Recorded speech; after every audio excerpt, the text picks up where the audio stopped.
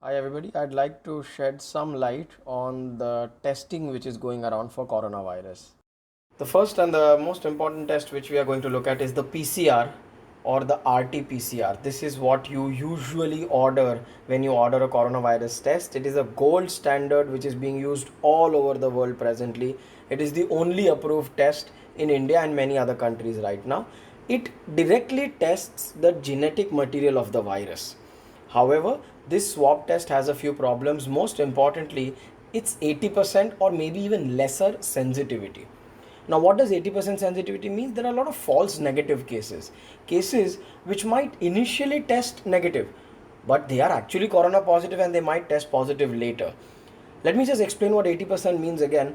100 patients proven having corona infection who undergo this swab test or RT-PCR, nearly 20% of them will test negative, wherein they are actually positive and can go and infect other patients too. The test is performed via a swab, either a throat swab or a nasopharyngeal swab. The technique and timing of this swab is what we can use to eliminate as much error as possible.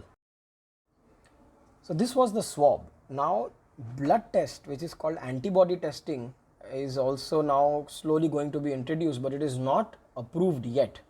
Well, in PCR, RT-PCR, we test the genetic material of the virus itself. In antibody testing, we are testing the body's reaction to this virus in terms of IgM and IgG. IgM takes 5 to 12 days to become positive, and IgG can become positive after about anywhere between 20 to 40 days and stay positive. 5 to 12 days, let's just remember that. So the blood test, it's a pretty quick report. It gives us a report in 1 hour. So why don't we use it? Because if we test before this window where IgM becomes positive, we might again get a false negative report, which means patient has the disease but has tested negative, unfortunately.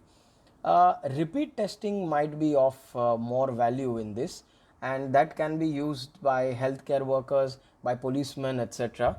And finally, there is something called as neutralizing antibody. This subspecies of antibody is not tested in this kit yet. Neutralizing antibodies are the ones which help reduce and restrict the spread of the infection. Basically, those who have these are safe, but we have no way to diagnose whether you are this or not. So the whole purpose of the RT-PCR testing is to catch the virus on the swab and then to study it. So to reduce the error, the swab collection technique has to be absolutely perfect. That nasopharyngeal swab has to go inside the nasopharynx. It has to touch the posterior wall of your nasopharynx and properly scoop out the sample from there. Only then there is any value to it, otherwise there is. So this swab is now taken, and this is added with something called as complementary primers, nucleotides, and RT. The reverse transcriptase enzyme is important because COVID is an RNA virus, not a direct DNA virus.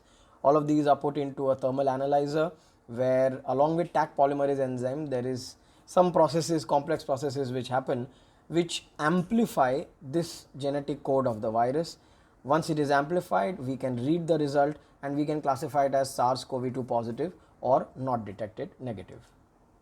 So here's what's happening in the other one. When coronavirus enters the body's defense system starts reacting to this virus via the blood and lymph. There is a response, antibody response of the body in terms of production of IgM and IgG. These are the two important antibodies which we look into. These antibodies are present in the patient's blood. Once this patient's blood is then collected, put it onto this rapid testing kit sample board, which has some primers and agents preloaded onto it. The MGC stands for IgM, IgG, and control. So the control will be positive because the sample and control react with each other. If you have IgM or if you have IgG, accordingly these lines will come positive on this kit within an hour or two or even sooner. There are various interpretations of this. These interpretations are best explained to you by a doctor if and when this starts coming into practice. Just have a look at this graph. The lower line represents the number of days from day 0, which is where we assume the SARS-CoV-2 virus enters the human body.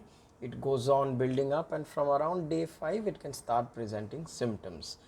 It peaks around the 14th day, the level of the virus in the system, and then it steadily drops to the extent the convalescence period lasts about a month. Up to day 14 is the period from where we assume that any time the symptoms can appear. Also, this is the period where the patient is considered to be infective. Now, the IgM antibody which we spoke about earlier can become positive anywhere between the 5th to the 10th day, as we discussed earlier. Various books say different things. We don't know for sure how corona behaves presently. The IgG, on the other hand, starts developing in the system about 2 weeks after the exposure and then can stay in the system for a very long time. This is of course assuming a single exposure. That's it. These are the two tests. Hopefully we'll soon have enough kits available to use a combination of both techniques, which will give us a better idea.